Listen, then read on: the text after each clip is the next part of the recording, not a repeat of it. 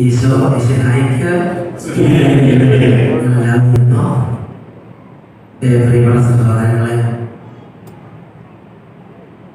നമുക്ക് ബഹുമാനപ്പെട്ട പട്ടണത്തിൻ്റെ റോഡിൽ നിൽക്കുമ്പോഴും ഈ കൺവെൻഷനിൽ പങ്കെടുക്കുമ്പോഴെല്ലാം ഈ ശുശ്രൂഷ പ്രസംഗത്തിലെല്ലാം ദൈവം കൃപയും അഭിഷേകവും നമ്മുടെ മേൽ വർഷിക്കുകയാണ്. അത് ദൈവം തിരഞ്ഞെടുക്കുകയാണ്. സഭാപ്രസംഗ പുസ്തകത്തിൽ 2-ാം അധ്യായത്തിൽ 26-ാം തിരുവചനത്തിൽ വായിക്കുന്നുണ്ട്, ദൈവം തൻ്റെ തിരഞ്ഞെടുക്കപ്പെട്ടവർക്ക് അറിവും ആനന്ദവും പ്രദാനം ചെയ്യും. കർത്താവ് ഈ ജെറുസലേം ധ്യാനത്തെ സംബന്ധിച്ച് കർത്താവ് നമ്മുടെ പ്രിയപ്പെട്ട പട്ടത്തച്ഛന് ഇതിനെക്കുറിച്ചുള്ള വഴികളും അറിവും എല്ലാം വെളിപ്പെടുത്തി കൊടുത്തു. അച്ഛനെ കുറിച്ച് പറഞ്ഞാലും ശിശു സഹജമായ ഹൃദയം, ശിശു സഹജമായ ഹൃദയം. സുവിശേഷത്തിൽ 11-ാം അധ്യായത്തിൽ 25-27 വാക്യങ്ങൾ ഇവിടെ ഈശോ പറഞ്ഞല്ലേ, ഈശോ പറയാണ്, സ്വർഗത്തിലെ ഭൂമിയുടെ നാഥനായ പിതാവേ, ഞാൻ അങ്ങയെ സ്തുതിക്കുന്നു. ബുദ്ധിമാന്മാർക്ക് വിവേകികളിൽ നിന്ന് മറച്ചു വെച്ച് ശിശുക്കൾക്ക് വെളിപ്പെടുത്തുന്നതിനാൽ ഞാൻ അങ്ങയെ ബന്ധപ്പെടുന്നു. അതേ പിതാവേ, ഇതായിരുന്നു അവിടുത്തെ തിരുവള്ളം. അതുപോലെ ഈ ജെറുസലേം ധ്യാനകേന്ദ്രത്തിന്റെ ശുശ്രൂഷകൾ, അതുപോലെ നമ്മുടെ കർത്താവിന്റെ നാമം മാറ്റപ്പെടാൻ വേണ്ടി കർത്താവ് ആഗ്രഹിക്കുന്ന കാര്യങ്ങൾ, ഇതെല്ലാം കർത്താവ് പട്ടണത്തിന് റിവീൽ ചെയ്തു കൊടുത്തു, വെളിപ്പെടുത്തി കൊടുത്തു. അതനുസരിച്ച് വേറെ കാര്യങ്ങളെല്ലാം യാഥാർത്ഥ്യമാണ്. അതിൻ്റെ കഷ്ടത സഹിക്കുന്ന ശക്തിയും വിഷയമെല്ലാം കർത്താവ് പ്രദാനം ചെയ്തു. ഇതിൻ്റെ കൂടെ ഒരുമിച്ച് നിൽക്കാൻ 10,000 കുടുംബങ്ങളെ കർത്താവ് ഉയർത്തി. ദൈവത്തിന് നമുക്ക് നന്ദി പറയാം. 2 കാര്യങ്ങൾ ഉയർത്തി. കർത്താവെ, പട്ടണത്തിനെയും ഈ ജെറുസലേം ധ്യാനകേന്ദ്രത്തെയും ഇവിടെ ശുശ്രൂഷകളെല്ലാം ഇപ്പോൾ അതിൻ്റെ അനേകരട്ടി അഭിഷേകത്തിലേക്ക്, ശക്തികളിലേക്ക്, അഭിഷേക ശക്തിയിലേക്ക് ഉയർത്തണമേ. ഉച്ചത്തിൽ സ്തുതിക്കാം.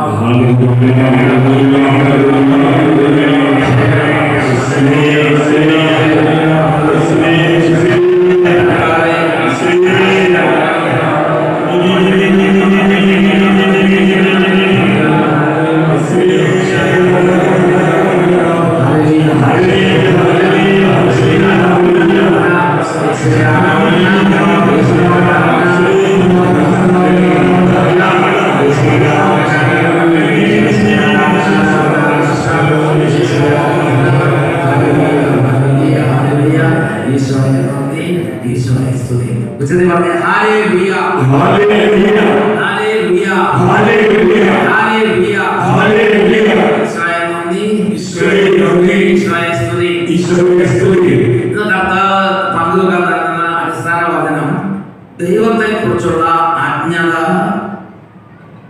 ജീവിതം തകിടം മറിക്കും എന്നതിനെ കുറിച്ചാണ്. ദൈവത്തെ കുറിച്ചുള്ള അജ്ഞത ജീവിതം തകിടം മറിക്കും. ദൈവത്തെ കുറിച്ച് അറിവുണ്ടായിരിക്കും. ദൈവത്തെ കുറിച്ച് ഒരു വ്യക്തി അറിയുമ്പോൾ ആ വ്യക്തി ദൈവത്തെ കുറിച്ച് അറിയുന്നത് ദൈവം ആഗ്രഹിക്കുന്ന അതിപ്രധാനമായ കാര്യം എന്താണെന്ന് ജെറമിയായുടെ പുസ്തകം 9-ാം അധ്യായം 23-24 തിരുവചനങ്ങളിൽ വെളിപ്പെടുത്തിയിട്ടുണ്ട്. ഒരു വ്യക്തി ദൈവത്തെ കുറിച്ച് അറിയുകയാണെങ്കിൽ അവൻ ഇത് അറിയണം. എന്താണ് ജെറമിയ 9-ാം അധ്യായം 23-24 വാക്യങ്ങൾ പറയുന്നത്? ഇങ്ങനെയാണ് വചനം പഠിപ്പിക്കുന്നത്. അതൊന്ന് എടുത്തത് വായിച്ചു നോക്കിയേ. ജെറമിയ 9-ാം അധ്യായം 23-24 കർത്താവ് ജെറമിയായോട് അരുളിച്ചെയ്തു, ജ്ഞാനി തന്റെ ജ്ഞാനത്തിൽ അഹങ്കരിക്കാതിരിക്കട്ടെ. ജ്ഞാനി, ഞാൻ ഓർക്കുന്നുണ്ട്, ഒരു ദിവസം ഒരു കൺവെൻഷൻ നടക്കുകയാണ്. അപ്പൊ ഞാൻ നോക്കുമ്പോൾ മുൻവശത്ത് ഇങ്ങനെ തറയിൽ ആദ്യത്തെ ഇവിടെ എല്ലാവരും കസാരയാണ്, പണ്ടത്തെ എല്ലാവരും സ്നേഹിക്കുന്നു. എന്നാൽ പല കൺവെൻഷൻ്റെ മുൻവശത്ത് നിന്നും കസാര കൊടുക്കാൻ ഓരോ പാവപ്പെട്ട മനുഷ്യൻ തറയിൽ ഇങ്ങനെ ഇരിക്കുന്നു.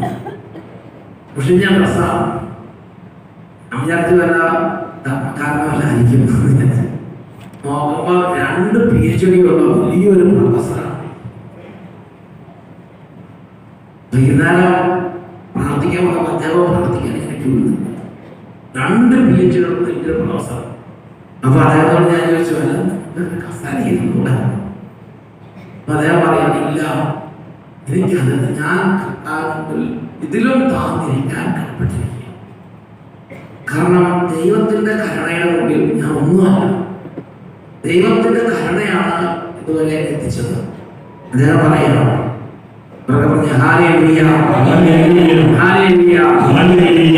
ദൈവത്തിന്റെ കരുണ. അതുകൊണ്ട് അദ്ദേഹം താന്നിരിക്കുക. ഇനി ഇതിൽ കൂടുതൽ ഞാൻ താഴെ ബാധ്യസ്ഥനാണ് പറഞ്ഞത്. അങ്ങനെ എന്നിട്ട് പ്രാർത്ഥന സ്വീകരിക്കാൻ വേണ്ടി ഏറ്റവും നിർബന്ധം വന്നിട്ട് ക്യൂവിൽ നിൽക്കുക. അപ്പൊ ജ്ഞാനി തന്റെ ജ്ഞാനത്തിൽ ഒരിക്കലും അഹങ്കരിക്കുന്നില്ല. ഞാനൊരു അട്ടപ്പാടി ധ്യാനകേന്ദ്രത്തിൽ, അട്ടപ്പാടി സജീവ ധ്യാനകേന്ദ്രത്തിൽ വൈദികരുടെ ധ്യാനം നടക്കുകയാണ്. വൈദികരുടെ ധ്യാനം നടക്കുമ്പോ ഈശോ സഭ സമൂഹത്തിൽപ്പെട്ട ഒരു 76 വയസ്സ് പ്രായമുള്ള വലിയൊരു അച്ഛൻ ധ്യാനം തുടങ്ങുന്ന സമയത്ത് ഇങ്ങനെ ഈ ധ്യാനിപ്പിക്കുന്ന അച്ഛനാണെന്ന് അന്വേഷിച്ച് പലരോട് ചോദിച്ചു. അപ്പൊ ആള് പറഞ്ഞത് അച്ഛനാണെന്ന് ധ്യാനിപ്പിക്കുന്ന പറഞ്ഞ എന്റെ അടുത്ത് ഞങ്ങൾ കണ്ടുകൊണ്ടിട്ട് വരുത്തി. ഉടനെ ഈ അച്ഛൻ പറയാണ്, അച്ഛാ ഞാൻ അച്ഛനെ അന്വേഷിച്ച് നടക്കുകയായിരുന്നു. അച്ഛൻ എന്റെ തലയിൽ കൈകൾ വെച്ച് പ്രാർത്ഥിക്കണം. എന്റെ ഇരട്ടി പ്രായം. ഞാൻ പറഞ്ഞ എനിക്ക് പറ്റില്ല. അച്ഛൻ ഞങ്ങൾ വലിയ സീനിയർ അച്ഛനാണ്. അച്ഛൻ ഭയങ്കര കാട്ടത്തിനാണ്, ഭയങ്കര ബുദ്ധിമാനും ജ്ഞാനിയും പണ്ഡിതനും അച്ഛനാണ്. അതുകൊണ്ട് അച്ഛന്റെ തലയിൽ ഞാൻ കൈ വെച്ചു. അപ്പൊ ഞാൻ അന്വേഷിച്ചപ്പോ പറഞ്ഞു, അച്ഛൻ നല്ല കാലത്ത് ഒരുപാട് വചന പ്രവർത്തനം നടന്നു. വലിയൊരു ധ്യാനവും അച്ഛനാണ്. രണ്ടാമത് അച്ഛൻ ഒരുപാട് വൈദിക വിദ്യാർത്ഥികൾ പഠിപ്പിച്ച് അച്ഛനാക്കിയിട്ടുള്ള വൈദികന്മാരുടെ ഗുരുവാണ്. ഇത്രയും പണ്ഡിതനാണ്. പിന്നെ അച്ഛന്റെ പേരുകൾ കേട്ടപ്പോൾ ഞാൻ അങ്ങ് കിടക്കി പോയി. കാരണം അത്രയും വലിയൊരു അച്ഛനാണ്. പഠിപ്പ് കൊണ്ടും ശുശ്രൂഷ കൊണ്ടും. അപ്പൊ ഞാൻ പറഞ്ഞു, എന്ത് നിയോഗത്തിന് വേണ്ടി അച്ഛൻ പ്രാർത്ഥിക്കേണ്ടതെന്ന് ചോദിച്ചു. അപ്പൊ അച്ഛൻ പറയണേ, ഈ ധ്യാനത്തിൽ ഇവിടെ കർത്താവ് സംസാരിക്കാൻ തുടങ്ങും. ഇവിടെ കർത്താവ് സംസാരിക്കുമ്പോൾ അതെല്ലാം എനിക്ക് മനസ്സിലാകാനുള്ള ദൈവസഹായം കിട്ടാൻ വേണ്ടി അച്ഛന്റെ തലേ കൈവച്ചു. ഞാനിവിടെ അധികം സംസാരിക്കാതില്ല. ഞാൻ വേറെ പ്രാർത്ഥിച്ച് ഞാൻ വേറെ പോയി. ഞാൻ കർത്താവിനോട് പ്രാർത്ഥിച്ചു. അപ്പോഴാണ് ജെറമിയ 9-ാം അധ്യായം 23-24 തിരുവചനങ്ങൾ, ജ്ഞാനി തന്റെ ജ്ഞാനത്തിൽ അഹങ്കരിക്കാതിരിക്കട്ടെ, ബലവാൻ തന്റെ ബലത്തിൽ പ്രശംസിക്കാതിരിക്കട്ടെ, ബലവാൻ തന്റെ ബലത്തിൽ പ്രശംസിക്കാതിരിക്കട്ടെ, സമ്പന്നൻ തന്റെ സമ്പത്തിൽ വലിപ്പം ഭാവിക്കാതിരിക്കട്ടെ, പ്രശംസിക്കുന്നവൻ ഞാൻ ഭൂമിയിൽ കരുണയും ജ്ഞാനവും നീതിയും നൽകുന്ന കർത്താവാണ് എന്ന അറിവിൽ പ്രശംസിക്കും. ഈ ഒരു അറിവ് നമുക്കുണ്ടായാൽ ദൈവത്തിന്റെ കരുണയാണ് എല്ലാം നടത്തുന്നത്. ദൈവമാണ് എല്ലാം പരിപാലിക്കുന്നത്. ദൈവമാണ് എല്ലാം പഠിപ്പിക്കുന്നത്. ദൈവമാണ് സമ്പത്ത് തരുന്നത്. ദൈവമാണ് ആരോഗ്യം തരുന്നത്. ദൈവമാണ് കൃപ തരുന്നത്. ദൈവമാണ് നടത്തുന്നത്. ഇത് ഈ ഒരു അറിവിലേക്ക് നമ്മുടെ ആത്മാവ് ഉയരണം. നമ്മുടെ അഹങ്കാരം സമ്മതിക്കില്ല. നമ്മുടെ അഹങ്കാരം പറയും, ഇത് ഞാൻ പഠിച്ച് സർട്ടിഫിക്കറ്റ് കൊണ്ട് കിട്ടിയ ജോലിയാണ്, ഇതൊക്കെ ഞാൻ ഉണ്ടാക്കിയതാണ്, ഇതെല്ലാം എന്റെ കല്യാണം കഴിഞ്ഞ് വീട്ടിൽ നിന്ന് ഇറങ്ങിയ 5 രൂപ ഇറങ്ങിയതാ, പിന്നെ എന്റെ സ്വന്തം അധ്വാനം കൊണ്ടാണ് ഈ വീടും ഈ പറമ്പും ഈ ബിസിനസ്സും ഇതെല്ലാം ഉണ്ടാക്കിയത് എന്ന് നമ്മുടെ അഹങ്കാരത്തിൽ ചിലപ്പോൾ നമ്മൾ ചിന്തിക്കും. പറഞ്ഞില്ലെങ്കിലും നമ്മൾ ചിലപ്പോൾ അങ്ങനെ ചിന്തിക്കും.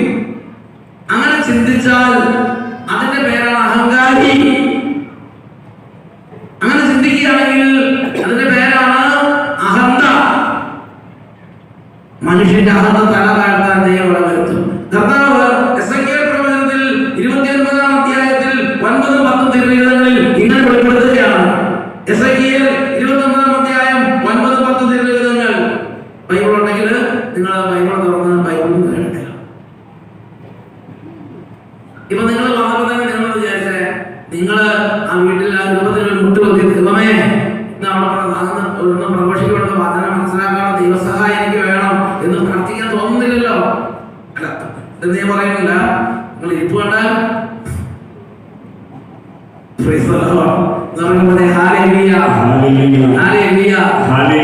വണ്ടി എടുക്കുന്നു, സ്റ്റാർട്ട് ചെയ്യാന്ന് പറയുമ്പോൾ ദൈവമേ ഈ വണ്ടി ഓടിച്ച് ലക്ഷ്യത്തിൽ എത്തിക്കാനുള്ള സഹായം, ദൈവസഹായം എനിക്ക് വേണമെന്ന് ചോദിക്കാൻ തോന്നുന്നില്ലല്ലോ.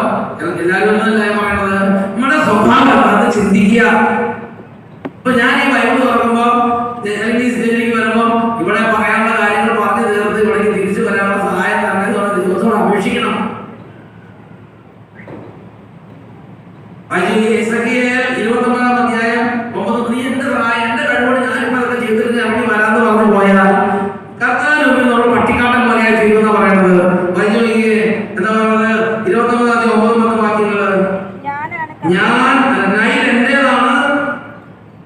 ഞാനാണ് അത് ഉണ്ടാക്കിയത് എന്ന് നീ പറഞ്ഞു. അതിനാൽ ഞാൻ നിനക്കും നിന്റെ നദികൾക്കും എതിരാണ്. മിത്രം മുതൽ ശവനഗോപുരം വരെ എത്യോപ്യയുടെ അതിർത്തിയോളം ഈജിപ്തിനെ ഞാൻ വിജനവും ശൂന്യവുമാക്കും. അതിന്റെ ഇംഗ്ലീഷിൽ ഇങ്ങനെ പറയുന്നത് I will make you an utter waste. ഇതിനെ വിജനവും ശൂന്യമാക്കുമെന്ന് പറഞ്ഞ കർത്താവ് എതിരായിട്ട് നിൽക്കാൻ തക്കവിധം അത്രമാത്രം കർത്താവിന് മുന്നിൽ നമ്മളെ നിന്ദ്യരാക്കി മാറ്റുന്ന ഒരു മനോഭാവമാണ് എന്റെ കഴിവുകൊണ്ട് എനിക്കിത് ചെയ്യാൻ പറ്റും എന്ന് ചിന്തിക്കുന്നത്. അത് നമ്മൾ പറയുന്നില്ല, നമ്മൾ വണ്ടി എടുത്തുകൊണ്ട് പോവുകയാണ്. അപ്പോൾ പ്രവൃത്തികൾ നമ്മൾ പ്രഖ്യാപിക്കുക. ഓരോരുത്തരും ഓരോ ദിവസം ഓരോ സമയത്ത് ചെയ്തുകൊണ്ടുവന്ന കൃത്യത്തിന്റെ ഘനം എത്ര വലുതാണെന്ന് ചിന്തിക്കും. നമ്മുടെ കുടുംബത്തിലെ തകർച്ച മാറുന്നില്ല. എന്താ കാരണം? നമ്മളെല്ലാം ചെയ്ത് അവസാനം നമ്മളെന്തായി അട്ടർ വേസ്റ്റായി മാറുന്നു. എന്താ കാരണം? അതിന്റെ കാരണം ഇതാണ്, നമ്മൾ ചെയ്ത് നമ്മൾ കർത്താവിന്റെ മുമ്പിൽ നിന്ദ്യരായി മാറി. I will make you an utter waste എന്ന് പറഞ്ഞത് ആരെ കുറിച്ചത്? കൂടുതൽ കഴിവുള്ളവര്, കൂടുതൽ ബുദ്ധിയുള്ളവര്, കൂടുതൽ പ്രാപ്തിയുള്ളവര് ഇങ്ങനെ ആയി തീരാൻ സാധ്യതയുണ്ട്. ദൈവത്തിൽ ആശ്രയിക്കാൻ പറ്റാത്ത പോലെ ഹൃദയത്തിൽ അഹങ്കാരം തലമുക്കും എന്ന് പറഞ്ഞ hallelujah hallelujah hallelujah hallelujah hallelujah. ഞാൻ ഭൂമിയിൽ നീതിയും ന്യായവും കരുണയും പുലർത്തുന്ന കർത്താവാണ് എന്ന അറിവിൽ അവൻ പ്രശംസിക്കട്ടെ. ജ്ഞാനത്തിന്റെ ജ്ഞാനത്തിൽ പരിഭവം ഭാവിക്കാതിരിക്കട്ടെ, സമ്പന്നത്തിന്റെ സമ്പത്തിൽ ആനന്ദിക്കാതിരിക്കട്ടെ, പ്രശംസിക്കാതിരിക്കട്ടെ, ബലവാന്റെ ബലത്തിൽ ഊറ്റം കൊള്ളാതിരിക്കട്ടെ. കർത്താവിന്റെ കരുണയിൽ ആശ്രയിക്കുക, കർത്താവിന്റെ കരുണയെ അംഗീകരിക്കുക, ഏറ്റുപറയുക.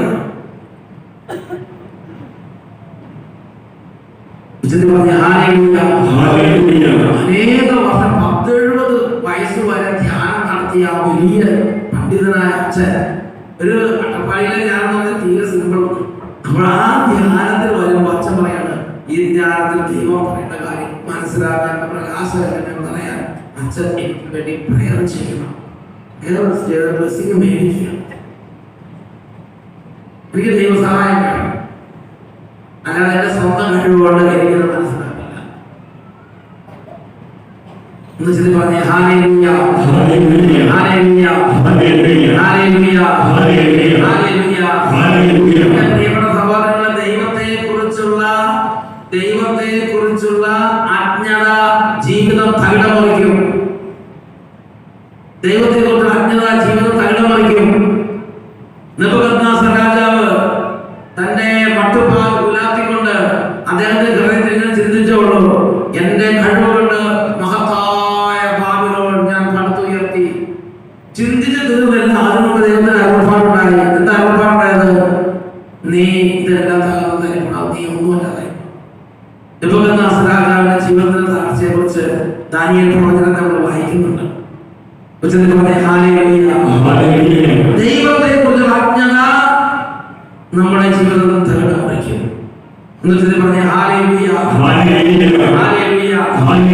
ദാനിയേലിന്റെ പുസ്തകം 5-ാം അധ്യായം 1-2 വാക്യങ്ങൾ. ദാനിയേലിന്റെ പുസ്തകം 5-ാം അധ്യായം അതിൽ 1-2 തിരുവചനങ്ങൾ.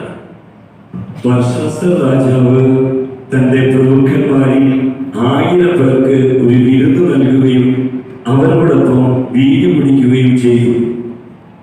വീഞ്ഞു കുടിച്ചു മതിച്ചപ്പോൾ രാജാവായ താനും തന്റെ പ്രഭുക്കന്മാരും ഭാര്യമാരും ഉപനായികളും വീഞ്ഞു കുടിക്കേണ്ടതിനെ തന്റെ പിതാവായ നെബൂഖദ്നേസർ ജെറുസലേം ദേവാലയത്തിൽ നിന്ന് കൊണ്ടുവന്ന സ്വർണവും വെള്ളിയും കൊണ്ടുള്ള പാത്രങ്ങൾ കൊണ്ടുവരാൻ അവൻ കൽപ്പിച്ചു. അതായത് നെബൂഖദ്നേസർ രാജാവിന്റെ പിൻഗാമിയാണ് ബൽശസ്സർ രാജാവ്. ബൽശസ്സർ രാജാവ് ദൈവത്തെ മാനിക്കുന്ന വ്യക്തിയാണ്. അത് എന്റെ കഴിവുകളൊക്കെ നടക്കുമെന്ന് വിചാരിക്കുന്ന വ്യക്തിയാണ്. എന്റെ കഴിവുകളൊക്കെ നടക്കുമെന്ന് ചിന്തിക്കുന്ന വ്യക്തിയാണ്.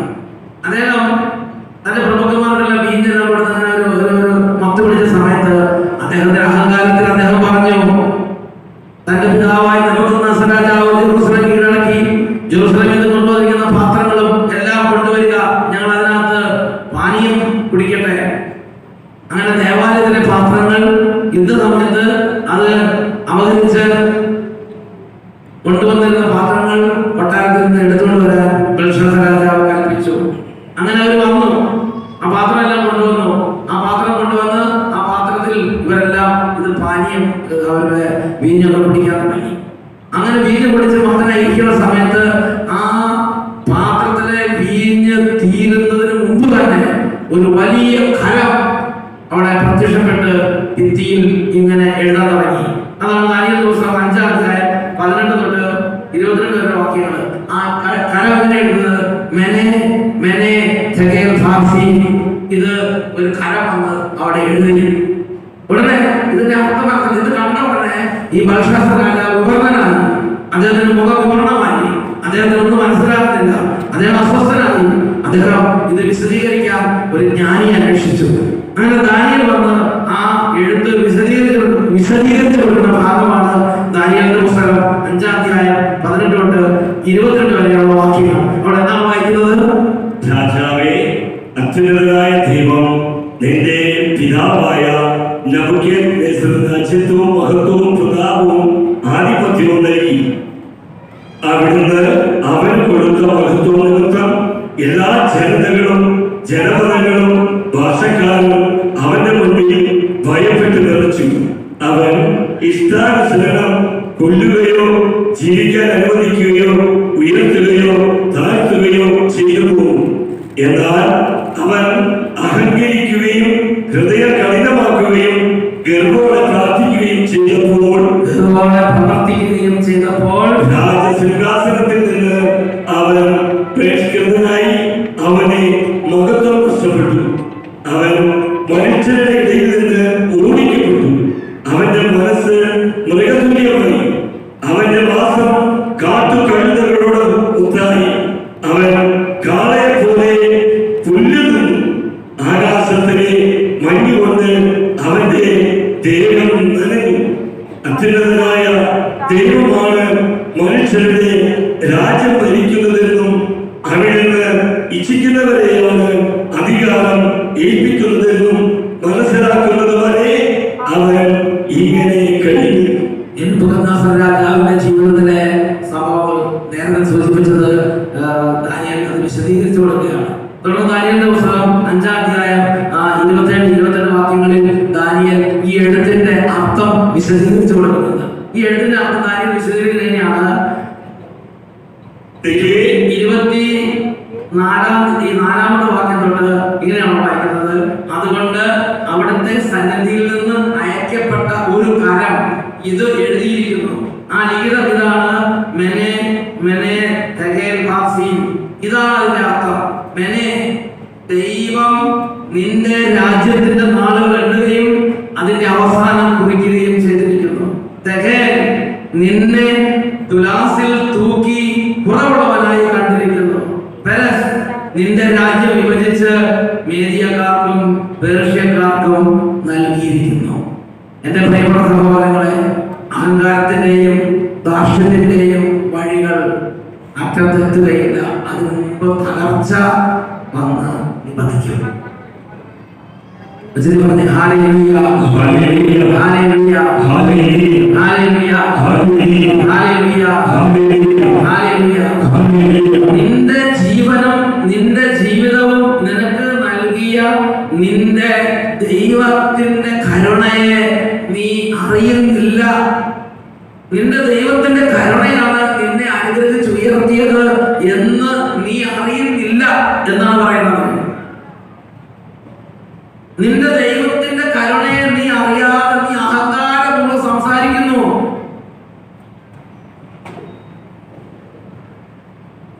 നിന്റെ ദൈവത്തിന്റെ കരുണയെ നീ മനസ്സിലാക്കാതെ നീ അഹങ്കാരപൂർവ്വം നീ സഹഭൃത്യന്മാരെ മർദ്ദിക്കാനും നീ സഹഭൃത്യന്മാരുടെ കൂടെ വീഞ്ഞു കുടിക്കാനല്ല. നിലച്ചിരിക്കാവുന്ന നേരത്തെ യജമാനൻ വന്ന് നിന്റെ യജമാനന്റെ പിടിയിൽ നീതി പതിക്കും. പറഞ്ഞ ഹല്ലേലൂയ ഹല്ലേലൂയ ഹല്ലേലൂയ. ഞാൻ ഓർമ്മിക്കുന്നൊരു കാര്യമുണ്ട്.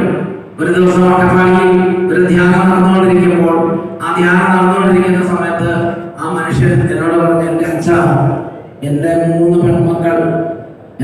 പെൺമക്കൾക്ക് അവരുടെ കല്യാണം നടക്കുന്നില്ല.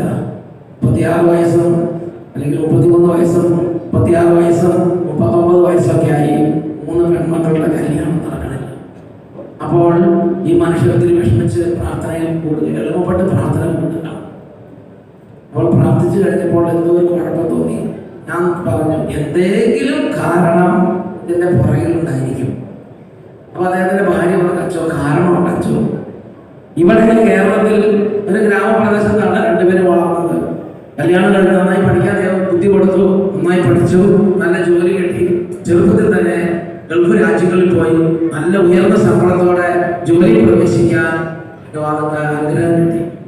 അങ്ങനെ ജോലിയിൽ ഈ കുടുംബം രണ്ടുപേരും രണ്ടുപേരും നല്ല ഗ്രാമീണ പ്രദേശത്ത് വന്നാണ്. നല്ല ജോലി ഉണ്ടായിരുന്നായിരുന്നു. ഒരു ദൈവത്തോട് ഒത്തിരി പ്രാർത്ഥിച്ചു. നമ്മുടെ ജനസം ജ്ഞാനകേന്ദ്രം പോലുള്ള കേന്ദ്രങ്ങളിൽ ഒത്തിരി പ്രാർത്ഥിച്ചു അവരുടെ പേരൻസും പ്രാർത്ഥിച്ചു. മക്കളുടെ കാലത്ത് നല്ല സ്ഥിതി വന്നു. വലിയ ശമ്പളത്തോടെ അവർ ജോലിയിൽ പോസ്റ്റ് ചെയ്യപ്പെട്ടു.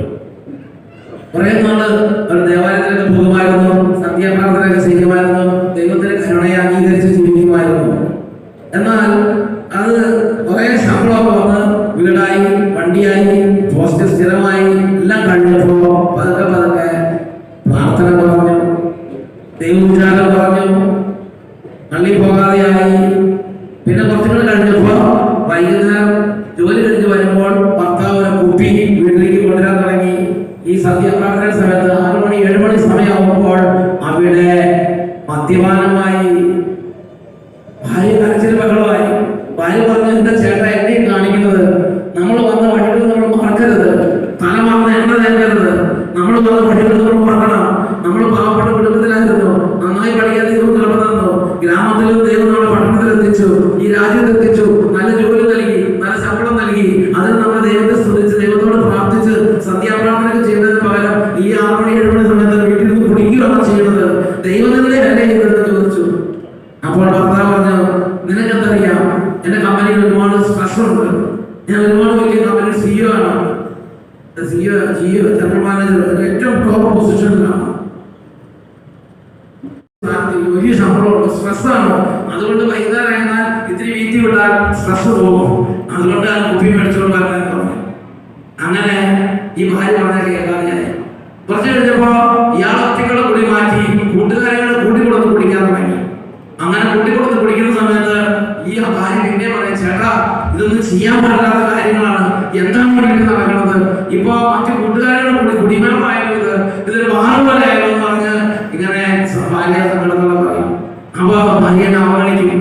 ഭാര്യനെ പറഞ്ഞു, നീ ഇതിന്റെ പണി നോക്ക്, ഞാൻ പണി നോക്കുന്നു പറഞ്ഞ അങ്ങനെയായി. എന്തായി? അപ്പോൾ ഈ ഭാര്യ അവസാനം അച്ഛനേക്ക് പറഞ്ഞു, നമുക്ക് 3 പെൺമക്കളൊന്നും മറക്കരുത് ചേട്ടാ, ഇങ്ങനെ കുടിച്ചു മേടിച്ച് നടക്കരുത്, ഇവിടെ 3 മക്കളെ പുറത്തെങ്കിലും കുടിക്കും. അപ്പോൾ ഈ ചേട്ടൻ പറഞ്ഞു, 3 പെൺമക്കളാണെങ്കിൽ എന്തടി, ഞാൻ 3 പെൺമക്കളെ വേണമെങ്കിൽ ഒറ്റ സ്റ്റേജിൽ ഒറ്റ ദിവസം കെട്ടിച്ചു വിടും, അത്രയും സമ്പത്ത് എനിക്കുണ്ട്.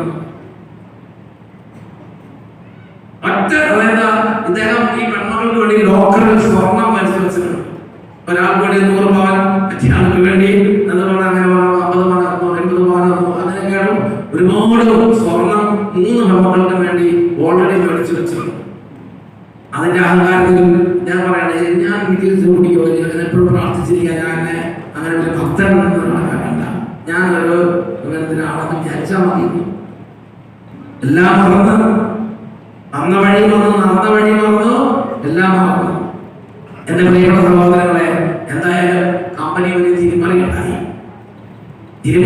നമ്മുടെ കാര്യങ്ങൾ ബാങ്കിൽ കൂട്ടിപ്പോയില്ല, അതേമാതിരി കമ്പനി ഒരു തിരിമറിയുണ്ടായി. കോടിക്കണക്കിന് രൂപയുടെ വലിയ തട്ടിപ്പ് കേസ് ഉണ്ടായി. തട്ടിപ്പ് കേസ് ഉണ്ടായപ്പോൾ അതിന്റെ ജനറൽ മാനേജർ എന്ന നിലയ്ക്ക് അവർ ഗവൺമെന്റ്, ആ രാജ്യത്തെ ഗവൺമെന്റ് ഏജൻസി അന്വേഷിച്ച് ഇദ്ദേഹത്തിന്റെ സർവ്വ വസ്തുക്കളും പിടിച്ചെടുത്തു.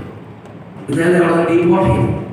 ഇനി ആ രാജ്യത്ത് ജോലി ചെയ്യാൻ സീൽ, പാസ്പോർട്ടിലൊക്കെ പ്രത്യേക തരത്തിലുള്ള സീൽ അടിച്ച് അദ്ദേഹത്തെ ഡിപ്പോർട്ട് ചെയ്തു. അദ്ദേഹത്തിന്റെ ഫാമിലി അദ്ദേഹത്തിന്റെ സർവ്വ വസ്തുക്കളും പിടിച്ചെടുത്ത് ഒരു അവിടെ ഇറക്കി കൊടുക്കുന്നുണ്ട്.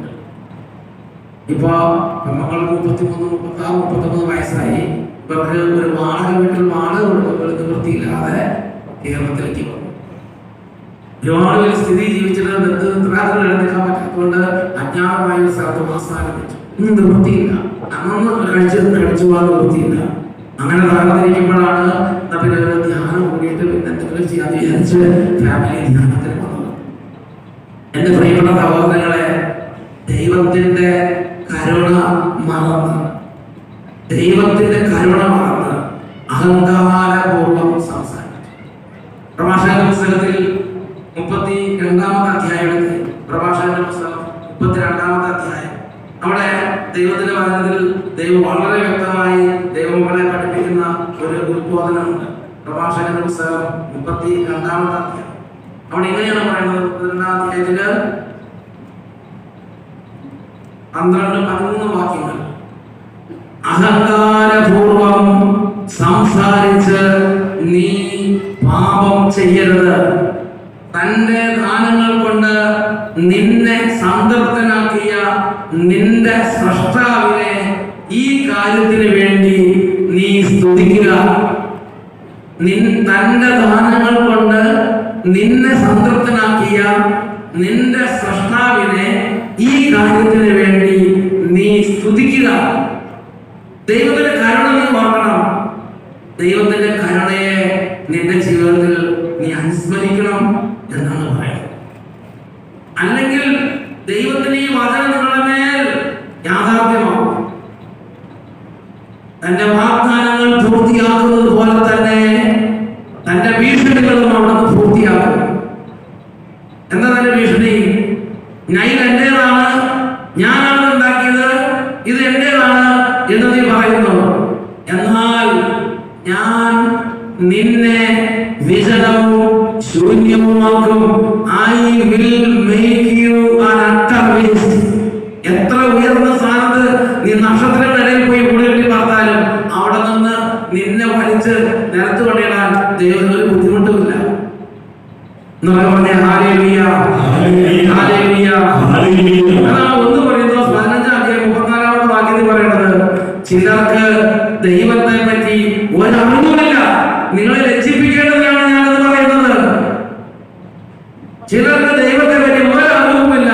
നിങ്ങളെ ലജ്ജിപ്പിക്കേണ്ടതാണ് ഞാനത് നിങ്ങളോട് പറയുന്നത്. 2 തെസ്സലോനിക്കർ 1-ാം അധ്യായം 8-9 വാക്യങ്ങൾ അവിടെ ഇങ്ങനെയാണ് പറയുന്നത്. അപ്പോൾ അവൻ ദൈവത്തെ കുറിച്ച് അജ്ഞത പുലർത്തുന്നവർക്കും നമ്മുടെ കർത്താവായ യേശുക്രിസ്തുവിന്റെ സുവിശേഷം അനുസരിക്കാത്തവർക്ക് എതിരായി വരും. കർത്താവിന്റെ സന്നിധിയിൽ നിന്നും അവന്റെ ശക്തിയുടെ മഹത്വത്തിൽ നിന്നും തിരസ്കരിക്കപ്പെട്ട് നിത്യനാശം അവർ ശിക്ഷയായി അനുഭവിക്കും.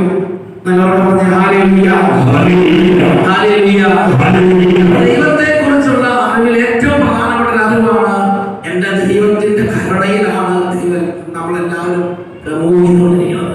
147-ാം സങ്കീർത്തനത്തിൽ 10-11 തിരുലിഖിതങ്ങൾ 147-ാം സങ്കീർത്തനത്തിൽ 10-11 തിരുലിഖിതങ്ങൾ വായിക്കുന്നത് എങ്ങനെയാണ്? പടകുതിരയുടെ ബലത്തിൽ അവിടുന്ന് സന്തോഷിക്കുന്നില്ല, ഓട്ടക്കാരന്റെ ശീഘ്രത്തിൽ അവിടുന്ന് പ്രസാദിക്കുന്നില്ല. തന്നെ ഭയപ്പെടുകയും തന്റെ കാരുണ്യത്തിൽ പ്രത്യാശ വെക്കുകയും ചെയ്യുന്നവരിലാണ് അവിടുന്ന് പ്രസാദിക്കുന്നത്. തന്നെ ഭയപ്പെടുകയും തന്റെ കാരുണ്യത്തിൽ പ്രത്യാശ വെക്കുകയും ചെയ്യുന്നവരിലാണ് അവിടുന്ന് പ്രസാദിക്കുന്നത്. തന്നെ ഭയപ്പെടുകയും തന്റെ കാരുണ്യത്തിൽ പ്രത്യാശ വെക്കുക. ദൈവത്തിന്റെ കാരുണ്യം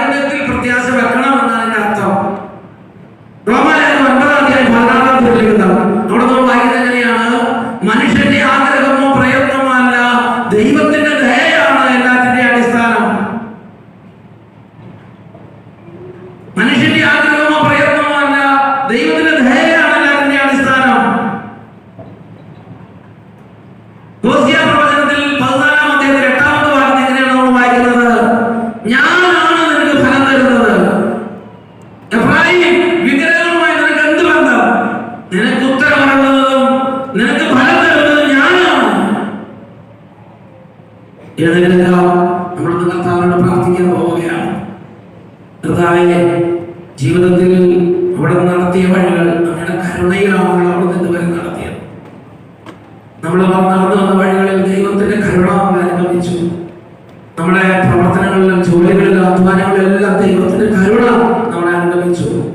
എന്നാൽ ജീവിതയാത്രയിൽ എവിടെ വെച്ച് ദൈവത്തിന്റെ കരുണയെ നമ്മൾ മറന്നു. എന്നിട്ട് നമ്മൾ ചിന്തിക്കാൻ തുടങ്ങി, ഇതെല്ലാം നടന്നോളും, ഇതെല്ലാം നടന്നോളും, ഇതൊക്കെ അങ്ങനെ എല്ലാവരും ഒരുമിച്ചുണ്ടാക്കിയതാണ്, അല്ലെങ്കിൽ ഞാനുണ്ടാക്കിയതാണ്. എന്റെ പ്രിയപ്പെട്ട സഹോദരങ്ങളെ, അതിന്റെ പേരാണ് ദൈവത്തെ നിഷേധിക്കുക. ദൈവനിഷേധം. രണ്ട് കാര്യങ്ങൾ ഉയർത്തി പിടിക്കാം. ദൈവത്തെ കുറിച്ചുള്ള അജ്ഞത എടുത്തു മാറ്റാൻ കർത്താവിനോട് ചോദിക്കണം, കർത്താവിനോട് പ്രാർത്ഥിക്കണം.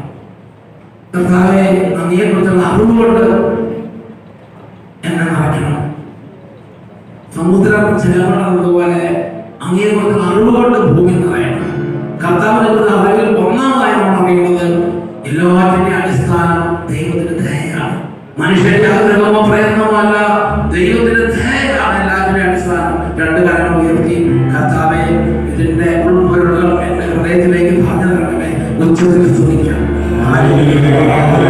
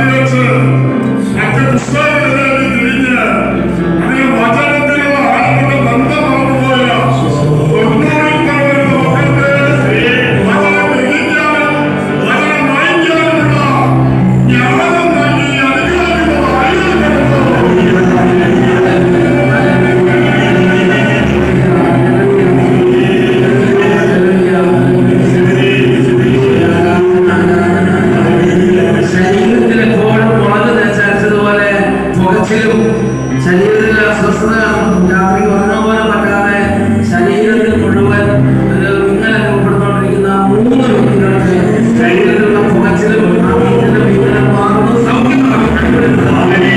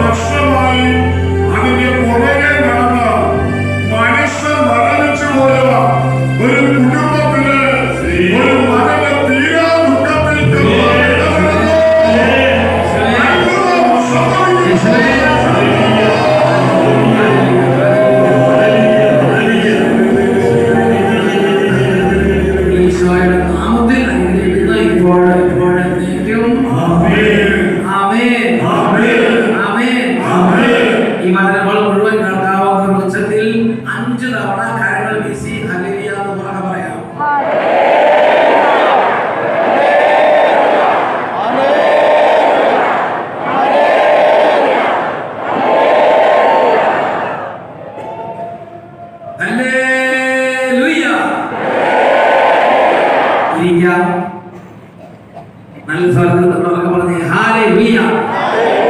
എന്റെ പ്രിയപ്പെട്ട സഹോദരങ്ങളെ, നമ്മുടെ ഹൃദയത്തിന് അഹങ്കാരം ഏതൊക്കെ വിധത്തിൽ നമ്മളെ നാശത്തിലേക്ക് നയിക്കുമെന്ന് ബൈബിളിൽ ഒരുപാട് സ്ഥലങ്ങളിൽ ദൈവം വെളിപ്പെടുത്തിയിട്ടുണ്ട്. ദൈവത്തിന്റെ കരുണയെ കുറിച്ചുള്ള ഓർമ്മ പോയാൽ നമ്മുടെ ഹൃദയം വളരെ വളരെ ദുഷ്ട ഹൃദയമായി രൂപാന്തരപ്പെടും.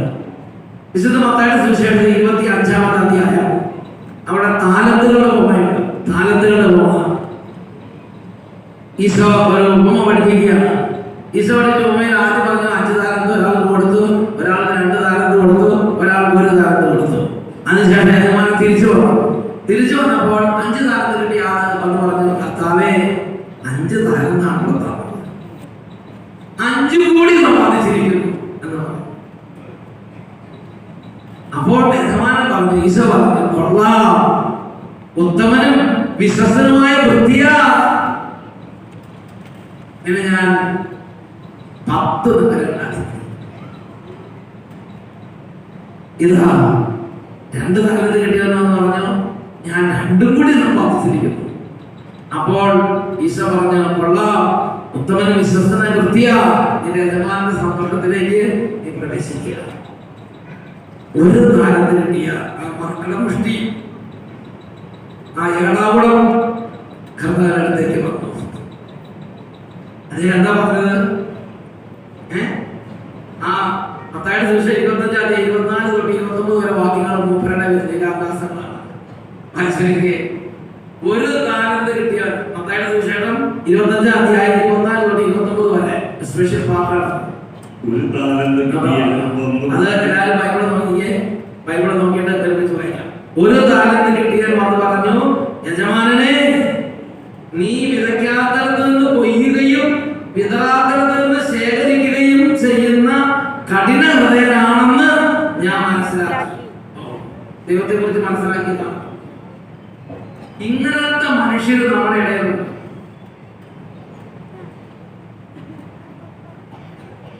നീ വിതയ്ക്കാത്തടത്ത് നിന്ന് കൊയ്യുകയും വിതറാത്തടത്ത് നിന്ന് ശേഖരിക്കുകയും ചെയ്യുന്ന കഠിന ഹൃദയനാണെന്ന് ഞാൻ മനസ്സിലാക്കി. അതിനാൽ ഞാൻ ഭയപ്പെട്ട്, ചിലരുടെ പീഡയാണ് ഭയം. അതിനാൽ ഞാൻ ഭയപ്പെട്ട് എന്ത് ചെയ്തു? നിന്റെ താലന്ത് ഞാൻ മണ്ണിൽ പൊഴിച്ചിട്ട്, ഇതാ വേറെ എടുത്തോ, എന്നെ ഒന്ന് റിലീസ് ചെയ്താൽ മതി എന്നാണ് പറയുന്നത്. ചില ശുശ്രൂഷകർ അങ്ങനെയാണ്. എനിക്ക് ശുശ്രൂഷകർ എന്ന് പറയുന്നത് ഇസ്ലാം ധ്യാനകേന്ദ്രത്തിലെ ശുശ്രൂഷകരാണെന്ന് വിചാരിക്കരുത്, അട്ടപ്പാടിയിലെ ശുശ്രൂഷകരാണെന്ന് വിചാരിക്കരുത്. ശുശ്രൂഷകർ മാത്രമല്ല, കുടുംബത്തിലും അങ്ങനെ തന്നെയാണ്, എല്ലാ സ്ഥലത്തും അങ്ങനെ തന്നെയാണ്. ദൈവം നമ്മളെ അനുഗ്രഹിച്ച് ഉയർത്തുമ്പോ നമുക്ക് ദൈവത്തിന്റെ കരുണയെക്കുറിച്ച് ഓർമ്മയില്ല. ഇതെന്താ ഭാരമാണെന്ന് പെട്ടെന്ന് റിലീസ് ചെയ്യൂ, ഞാൻ ഫ്രീ ആകട്ടെ എന്നാണ് അവരുടെ വിചാരം. റിലീസ് ചെയ്താൽ ഇത് വേറെ കരിക്കട്ടെ കൈമാറുന്നത് അറിയണമില്ല.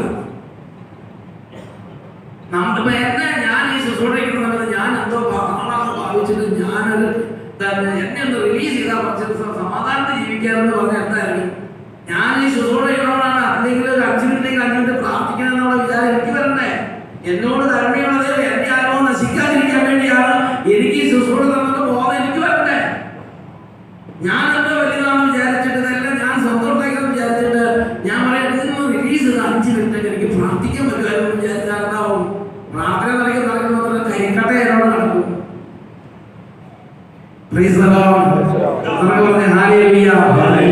ഞാൻ ഓർക്കുന്നത് ദൈവത്തിന്റെ കരുണയെ കുറിച്ച് ഓർമ്മയുള്ള ആളുകളും ദൈവത്തിന്റെ കരുണയെ അറിയാത്ത ആളുകളും ഒരു വ്യത്യാസം ഞാൻ പറഞ്ഞുതരാം. ഞാൻ ഒരു ദിവസം ഒരു രാജ്യത്ത് പോവുക, വേറെ രാജ്യത്താണ്, കേരളത്തിലല്ല. അവിടെ ഞാൻ പല ശുശ്രൂഷകൾ ഏൽപ്പിച്ചു കൊടുക്കുന്ന കൂട്ടത്തിൽ ഓരോരുത്തരും കോർഡിനേറ്റേഴ്സ്, അപ്പൊ മധ്യസ്ഥ പ്രാർത്ഥന കോർഡിനേറ്റർ, പിന്നെ സ്ട്രീറ്റ് മിനിസ്റ്റർ കോർഡിനേറ്റർ, പാർക്കിങ്ങിന്റെ കോർഡിനേറ്റർ, പാർക്കിംഗ് ഗ്രൗണ്ടിൽ വണ്ടി വരുമ്പോൾ അത് നോക്കാനുള്ള കോർഡിനേറ്റർ, പിന്നെ ആളുകൾ വരുമ്പോൾ സ്വീകരിക്കേറ്റ് നിൽക്കാനുള്ള കോർഡിനേറ്റർ, അങ്ങനെ പല കോർഡിനേറ്റർമാരുണ്ട് ശുശ്രൂഷയിൽ. അപ്പൊ അതില് ഒരു കോർഡിനേറ്റർ എന്നോട് പറഞ്ഞു, എന്താ അദ്ദേഹത്തിന്റെ ജോലി എന്താണ്? അദ്ദേഹത്തിന്റെ ജോലി ഒരു ജോലിയാണ് കുട്ടികൾക്ക് ഫുഡ് കൊടുക്കുക. ജോലി അല്ലെങ്കിൽ കുട്ടികളെ വയറ്റി കൊണ്ടുപോകുക. ചെറിയ കുട്ടികളെ ധ്യാനത്തിൽ വന്നാൽ അതുങ്ങൾ അവിടെ ഇവിടെ നഷ്ടപ്പെടാതെ അതുങ്ങളുടെ സമയത്ത് ഭക്ഷണം കൊടുക്കുന്ന നമ്മൾ വിചാരിക്കുകയും ടോയ്ലറ്റ് കൊണ്ടുപോയി തിരിച്ചു കൊടുക്കില്ല നമ്മൾ വിചാരിക്കും. ഒരു ചേച്ചി എന്ന് വിചാരിക്കും നോക്കണം. അപ്പൊ അതിന്റെ കോർഡിനേറ്റർ, അപ്പൊ അത് ഒരു ദിവസം ആശുപത്രിക്കാരനോട് പറഞ്ഞു, എന്നെ ഇരുന്ന് മാറ്റി തരിക, ഞാൻ രക്ഷപ്പെട്ടിരുന്നു, ഒരു സ്വൈര്യവും ഇല്ല, എന്നെ കൊണ്ട് വയ്യ, ഇത് എപ്പോഴും ഇതിനെ കാണുമ്പോൾ ഇതെല്ലാം പറയണം. ഞാൻ പറഞ്ഞാൽ ശരി, എന്നെ മാറ്റാം, നീ നിനക്ക് വൈകി നീ മാറിക്കോ, ഞാൻ അനുവാദം കൊടുത്തു. അപ്പൊ ഞാൻ മീറ്റിംഗ് വിളിച്ചിട്ട് ഞാൻ പറഞ്ഞു, ഞാൻ പല കോർഡിനേറ്റർമാരും പറഞ്ഞു, ഈ ചേച്ചിക്ക് ബുദ്ധിമുട്ടുണ്ട്, അതുകൊണ്ട് അടുത്ത ചേച്ചി, ഇന്ന ചേച്ചി, ആ ചേച്ചിയുടെ പേര് കത്രീന, ഇനി കത്രീനാണ് ഇതിന്റെ കോർഡിനേറ്റർ എന്ന് പറഞ്ഞു. ഉടനെ കത്രീന പറഞ്ഞു, അച്ഛോ ഞാൻ റെഡി, ഞാൻ തയ്യാറാച്ചോ എന്ന് പറഞ്ഞ സന്തോഷത്തോടെ അത് വേഗം ചാടി പിടിച്ചു. എനിക്ക് അപ്പൊ തന്നെ തോന്നി, എന്തോ പഠനം, ഇത് അധികാരമൊക്കെയാണോ എന്നൊരു സംശയം. ഞാൻ കുറച്ച് കഴിഞ്ഞെല്ലാം അപ്പോയിന്റ്മെന്റ് തന്നെ കൊടുത്തിട്ട് കുറച്ച് കഴിഞ്ഞപ്പോൾ ഞാൻ ചോദിച്ചു, അല്ല കത്രീനെ, നീ ഇത്രമാത്രം സന്തോഷിക്കാൻ കാരണം എന്താ? നീ ഒന്ന് തുറന്നു പറയാൻ പറഞ്ഞു.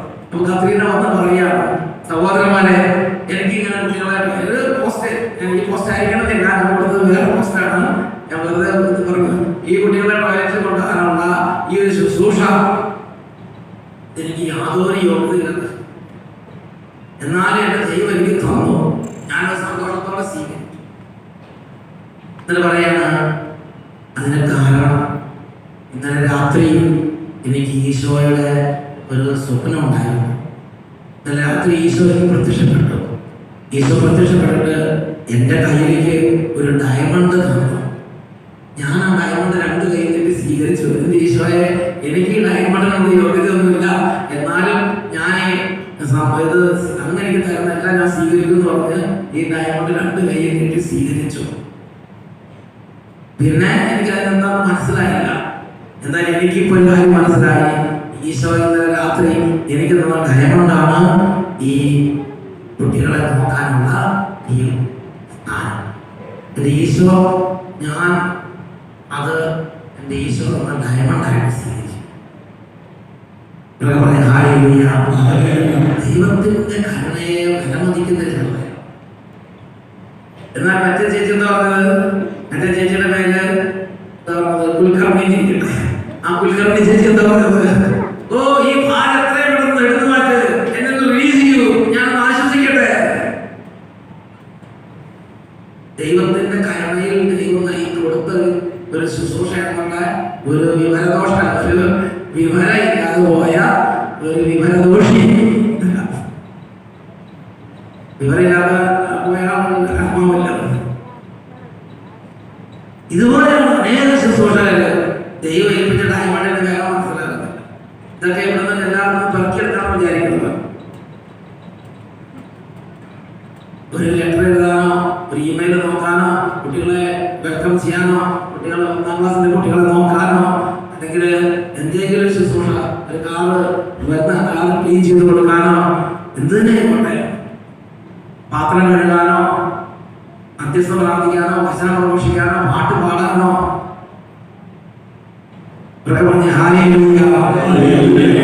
ചിലരിങ്ങനെ പറഞ്ഞു ഇത്രയും കാലം ഞാൻ അർപ്പണ ചെയ്യാൻ എന്തെങ്കിലും 10 കാശ് എനിക്ക് കുടുംബത്തിന് വേണ്ടി ഉണ്ടാകട്ടെ എന്ന് പറഞ്ഞ് പോകുന്ന ആളെ എന്റെ ശ്രദ്ധപ്പെട്ടിട്ടുണ്ട്. കർത്താവ് നല്ലത് ഡയമണ്ടിനെ കുറിച്ച് ഞാനില്ലാതെ പോയ ഹതഭാഗ്യന്മാരെന്നാണ്.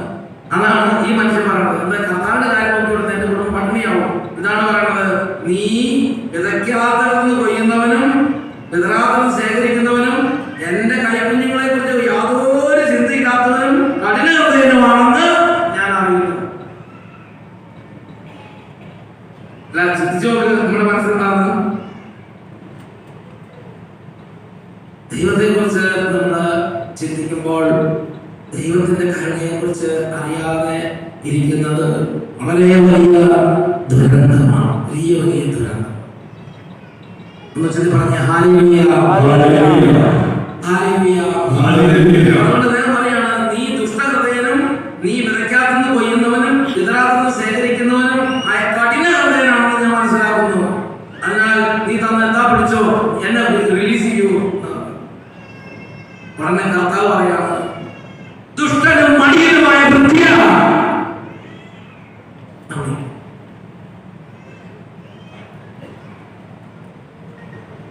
ആ മനുഷ്യനെ വിളിക്കുന്നത് ദൈവം സ്വർഗത്തിൽ നിന്നാണ് ഇടിവെട്ട് പോകുന്ന വാക്കാണ്. ദുഷ്ടനും മടിയനുമായ വൃത്തിയാണ്.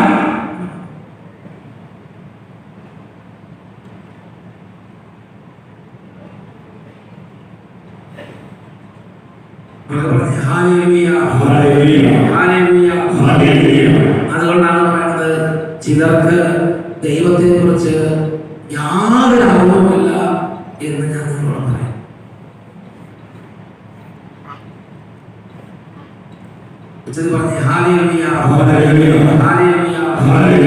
പ്രഭാഷണ പുസ്തകത്തിൽ 1-ാം അധ്യായം 25-ാം തീയതി പ്രഭാഷണ പുസ്തകം 1-ാം അധ്യായം 25-ാം തീയതി വിജ്ഞാന ഭണ്ഡാരങ്ങളിൽ ജ്ഞാനസൂക്തങ്ങൾ നിറഞ്ഞിരിക്കുന്നു, എന്നാൽ ഭാവിക്ക് ദൈവിക കാര്യങ്ങൾ അരോചകമാണ്.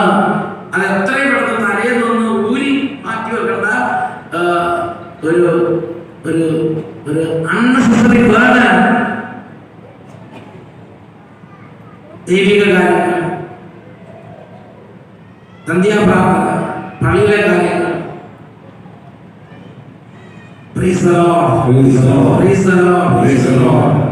എഫേസോസ് ലേഖനത്തിൽ 4-ാം അധ്യായം 18-ാം തിരുവചനം, എഫേസോസ് ലേഖനം 4-ാം അധ്യായം 18-ാം തിരുവചനം. അങ്ങനെ ഒരു വ്യക്തി ദൈവിക കാര്യങ്ങളോട് പുറത്തു നിൽക്കുമ്പോൾ അതിന്റെ പേരാണ് ഹൃദയകാഠിന്യം. ഹൃദയകാഠിന്യം, ഇതിന്റെ വില അറിയില്ല. ഹൃദയകാഠിന്യം, ഹൃദയകാഠിന്യം നിമിത്തം അജ്ഞത ബാധിച്ച് ബുദ്ധിയിൽ അന്ധകാരം നിറഞ്ഞ് ദൈവത്തിന്റെ ജീവനിൽ നിന്ന് അവർ മുറിക്കപ്പെട്ട് മാറ്റപ്പെടാൻ പോവുകയാണ്. അടുത്തത് റോമാലേഖനം 1-ാം അധ്യായം 28-ാം വാക്യം. ആ മനുഷ്യന്റെ ദുരന്തം നിങ്ങൾ ചിന്തിക്കുക. റോമാലേഖനം 1-ാം അധ്യായം 28-ാം വാക്യം. ദൈവത്തെ അംഗീകരിക്കുന്നത് പോരായ്മയായി അവർ കരുതിയ നിമിത്തം അധമവികാരങ്ങൾക്കും അനുചിത പ്രവർത്തികൾക്കും അവരെ ദൈവം വിട്ടുകൊടുത്തു. ദൈവം വിട്ടുകൊടുത്തു. അധമ വികാരങ്ങൾക്കും അനുചിത പ്രവൃത്തികൾക്കും ദൈവം അവരെ വിട്ടുകൊടുത്തു. പ്രാർത്ഥിക്കാനും സന്ധ്യാപ്രാർത്ഥന ചെയ്യാനും കുരിശിലൂടെ നടത്താൻ എല്ലാ ആഹ്ലാദത്തോടെ ഭാര്യ ഭർത്താവ് ഒന്നിച്ച് ഭാര്യ ഭർത്താവ് പിള്ളേരോട് ഒരുമിച്ച് കുരിശിന് വഴി സന്ധ്യാപ്രാർത്ഥനയൊക്കെ റെഗുലറായിട്ട് കുടുംബത്തിൽ നടന്നുകൊണ്ടിരുന്നതാണ്. കുറെ കഴിഞ്ഞപ്പോൾ ഭർത്താവിന് മടുപ്പ്, ശമ്പളം കൂടി, സ്ഥാനം കൂടി, CEO ആയി, കമ്പനിയുടെ ജനറൽ മാനേജറായി, എല്ലാം തിരഞ്ഞ് ഇതെല്ലാം കഴിഞ്ഞപ്പോഴായി ഇതേപോലെ കുറച്ച് തലക്കണം എന്തായി, അത് പതുക്കെ മാറാൻ തുടങ്ങി. ദൈവത്തെ അംഗീകരിക്കുന്ന പോരായ്മയെ കഴിഞ്ഞപ്പോഴായി അധമ വികാരങ്ങൾക്ക് മദ്യപിക്കാനും ദുർമാർഗത്തിൽ പോകാനും എല്ലാ തരത്തിലുള്ള കീടങ്ങളുടെ കൂടെ വിട്ടുകൊടുത്തു. അതിനെ അധമ വികാരങ്ങളുടെ അനുചിത പ്രവൃത്തികൾ വിട്ടുകൊടുത്തു. നമ്മൾ ഈ ഇറച്ചികളുടെ അടുത്ത് കാത്തിക്ക് വിട്ടുകൊടുക്കുന്ന പോലെയാണ്.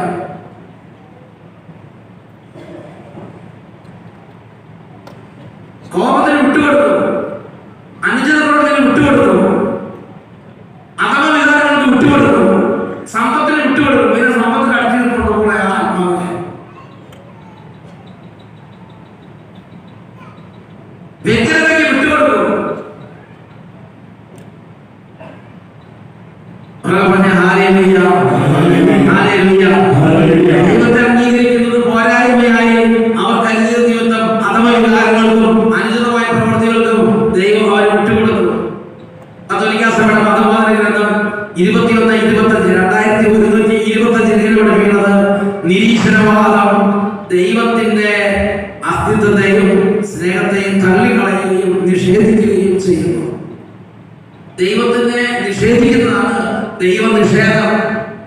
ദൈവനിഷേധം, നിരീശ്വര ചിന്ത, അതിന് മറ്റൊരു മണ്ഡലമാണ്.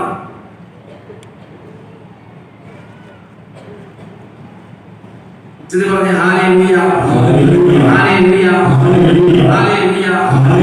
അതുകൊണ്ട് എന്റെ പ്രിയപ്പെട്ട സഹോദരങ്ങളെ, നമ്മള് ഏതെങ്കിലും നിരീക്ഷണ പുസ്തകങ്ങൾ വായിക്കുകയും യുക്തിവാദ പ്രസ്ഥാനങ്ങളിൽ പോവുകയും യുക്തിവാദിയായി മാറുകയും ചെയ്യുന്ന ആ ഒരു പ്രസ്ഥാനത്തിന്റെയോ പാർട്ടിയുടെയോ സംഘടനയുടെയോ ലേബൽ വരുന്നത് മാത്രമല്ല നമ്മൾ നിരീശ്വരവാദികളും യുക്തിവാദികളും ദൈവനിഷേധികളായി മാറുന്നത്. നിങ്ങൾ സന്ധ്യാപ്രാർത്ഥന ചെയ്യുന്ന പള്ളിയിൽ പോകുന്ന ആളുകൾ തന്നെ അങ്ങനെയാകാം. നിങ്ങളുടെ മെന്റാലിറ്റി, മനോഭാവം നിങ്ങൾ എങ്ങനെയുള്ളതാണെന്ന് ദൈവസന്നിധി വെളിപ്പെടുത്തും. ആത്മീയ ശുശ്രൂഷ ചെയ്തുകൊണ്ടിരിക്കുമ്പോൾ തന്നെ നിങ്ങൾക്ക് ഇങ്ങനത്തെ അവസ്ഥകളുണ്ടാകാം. ഉദാഹരണം, നിങ്ങൾ ആത്മാർത്ഥമായി ശുശ്രൂഷ ചെയ്യുന്നു, നിങ്ങളുടെ വീട്ടിൽ നിന്ന് രോഗം വിട്ടുമാറുന്നില്ല. നിങ്ങൾ ആത്മാർത്ഥമായി ശുശ്രൂഷ ചെയ്യുന്നു, നിങ്ങളുടെ കുടുംബത്തിൽ പട്ടിണി മാറുന്നില്ല. നിങ്ങൾ ആത്മാർത്ഥമായി ശുശ്രൂഷ ചെയ്യുന്നു, നിങ്ങളുടെ വീട്ടിൽ ഒരാൾ മുക്കുടിയനായി മാറി. അപ്പൊ എന്ത് ചെയ്യും? അല്ലെങ്കിൽ നിങ്ങൾ ഇന്ന് കൺവെൻഷൻ വന്ന് പ്രാർത്ഥിക്കുന്നു, എല്ലാ വർഷവും കൺവെൻഷൻ, എല്ലാ ആദ്യ വെള്ളിയാഴ്ച വരുന്ന എല്ലാ വെള്ളിയാഴ്ചകളിലും ദിവസവും വന്ന് പ്രാർത്ഥിക്കുന്നു. എന്നാൽ നിങ്ങൾ പ്രാർത്ഥിച്ച് ചിലപ്പോ ക്യാൻസറും പലതരത്തിലുള്ള പ്രശ്നങ്ങളും വീട്ടിൽ കുടുംബിക്കുന്നു. എന്തായി? അപ്പൊ ഇങ്ങനെ പറയും, പ്രാർത്ഥന കൂടി വരുന്നതനുസരിച്ച് വീട്ടിൽ പ്രശ്നം വർദ്ധിച്ച് വരികയാണ്. അപ്പൊ ദൈവത്തെ ദുഷിക്കാൻ തുടങ്ങും. എവിടെ ദൈവം? ഈ പ്രാർത്ഥനയ്ക്ക് എങ്ങോട്ടാ പോണത്? ഇതൊന്നും ദൈവം അറിയണില്ലേ? ദൈവത്തിനെതിരായി ഉള്ളിൽ കിടക്കുന്ന നിഷേധ ചിന്തകൾ ബേസിക്കലി നമ്മൾ ഈ ഒരു താരത്തിന് കിട്ടിയ മനുഷ്യനെ പറയാം. ജോബിന്റെ പുസ്തകത്തിൽ 19-ാം അധ്യായം 17-19 വരെ വാക്യങ്ങൾ. ജോബിന്റെ പുസ്തകം 19-ാം അധ്യായം 17-19 വരെ വാക്യങ്ങൾ. അവിടെ ജോബ് ഇങ്ങനെ ചുമരി പിടിച്ച്, ജോബ് നല്ല മനുഷ്യനായിരുന്നു, അന്ന് ഭാര്യ ചേട്ടാ അല്ലാതെ വിളിക്കുകയില്ല. അങ്ങനെ നല്ല ഭാര്യയും നല്ല മക്കളും, ജോബ് നല്ല സമ്പത്തും നല്ല വരുമാനവും നല്ല ഇറക്കവും നല്ല വീടും, ഒരു കുഴപ്പമില്ലാതെ പോവുക. എന്നാൽ ആരോഗ്യം പോയി, രോഗമായി, സമ്പത്തെല്ലാം പോയി, ദാരിദ്ര്യമായി, മക്കളെല്ലാം മരിച്ച്. ഈ ജോബ് ഭാര്യ തന്നെ ആവശ്യം. ജോബിന്റെ തല വന്ന് കാല് വരെ ചേർന്ന് സോറിയാസിസ് എല്ലാം കൂടി വന്നു. ഒരു ഭീകര സോറിയാസിസ് ഇരിക്കുകയാണ്, ചിരട്ടി ഇങ്ങനെ ഇരിക്കുകയാണ്. അങ്ങനെ മാന്തി ചിരട്ടി ഇങ്ങനെ ഇരിക്കുന്നത്. പിന്നെ ഭാര്യ ഇടയ്ക്കിടയ്ക്ക് ഭക്ഷണമായിട്ട് വരുമ്പോ ഒരു പാത്രത്തിൽ ഒരു ചിരട്ടയ്ക്കകത്ത് വെച്ചിട്ട് അറപ്പോടെ വെച്ചിട്ട് പോകുന്നു. ചില ചേച്ചിമാർ തിരിപ്പിടിക്കുന്നതാണ്. അതേമാതിരി പറഞ്ഞാൽ ഈ ജോബ് ഇവിടെ കിടന്ന് കഷ്ടപ്പെടുകയാണ്. അതിനെ മൈൻഡ് ചെയ്യുന്ന ആപ്പോഴാണ് വെച്ചിട്ട് അവിടെയുള്ള ചെറിയ കുട്ടികൾ പോലും ഈ ജോബിനെ ഒരുപാട് പുച്ഛിക്കാനും നിന്ദിക്കാനും തുടങ്ങി. അതാണ് 19-ാം അധ്യായം 17-18 വാക്യം. എന്റെ ഭാര്യ എന്നോട് അറപ്പ് കാട്ടുന്നു. ജോബ് പറയാണ്, എന്റെ ഭാര്യ എന്നോട് അറപ്പ് കാട്ടുന്നു. എന്റെ സഹോദരന്മാർക്കും ഞാൻ നിന്ദാപാത്രം. സ്വന്തം ബന്ധങ്ങളെല്ലാം പോയി. എന്റെ സഹോദരന്മാർക്ക് ഞാൻ നിന്ദാപാത്രമായി. കൊച്ചുകുട്ടികൾ പോലും എന്നെ പുച്ഛിക്കുന്നു. എന്നെ കാണുമ്പോൾ അവർ പരിഹസിക്കുന്നു. ഇങ്ങനെ ജോബ് തീർത്തും അപഹാസ്യപാത്രമായി. ചില പ്രാർത്ഥനക്കാരുടെ സ്ഥിതി എനിക്കറിയാം. ഇതുപോലെയാണ്. ഒരുപാട് കാലങ്ങൾ ബസ്സിൽ ആദ്യം കൊണ്ടുവന്നിട്ടുള്ളതാണ്. ഒരുപാട് കാലങ്ങൾ നന്നായി കർത്താവിനെ പാടിച്ച് എല്ലാം ജീവിച്ച ആളാണ്, സ്നേഹിച്ച് ജീവിച്ച ആളാണ്. ജീവിതത്തിൽ ഒരു ഘട്ടത്തിൽ ഇതുപോലെ കണ്ടതുണ്ട്. ഒരു പരീക്ഷണത്തിലൂടെ കടന്നു പോകേണ്ടതുണ്ട്. എന്റെ പ്രിയപ്പെട്ട സഹോദരങ്ങളെ, അങ്ങനെ ജോബ് കടന്നു പോവുകയാണ്. ജോബിന് ഭാര്യ യാത്രകളെ കാണിക്കാൻ നിൽക്കുകയാണ്. ഈ ജോലി പണ്ട് ഈ ഭാര്യയുടെ പെരുമാറും നന്നായിട്ട് അറിയാം. ഇതെല്ലാം ജോബിന്റെ ജീവിക്കുന്ന യാഥാർത്ഥ്യമായി പഴയതും പുതിയതും നിൽക്കുകയാണ്. ഭയങ്കര അപ്സെറ്റാകുന്ന സാഹചര്യങ്ങളാണ്. ഈ ഭാര്യയുടെ പഴയ സ്വഭാവപ്പെടുത്ത സ്വഭാവം, കുട്ടികളുടെ പഴയ സ്വഭാവപ്പെടുത്ത സ്വഭാവം, സ്വന്തം ജീവിതത്തിൽ പഴയ അനുഭവം ഇപ്പോഴത്തെ രണ്ടും കണ്ണുമ്പിൽ നിൽക്കുകയാണ്. അങ്ങനെ അനുഭവം പല ഇതിനകത്തുണ്ട്. എന്റെ പ്രിയപ്പെട്ട സഹോദരങ്ങളെ, ജോബ് ഈ സമയത്ത് ഒരിക്കൽ പോലും ദൈവത്തിന്റെ കരുണയെ തള്ളിപ്പറയും.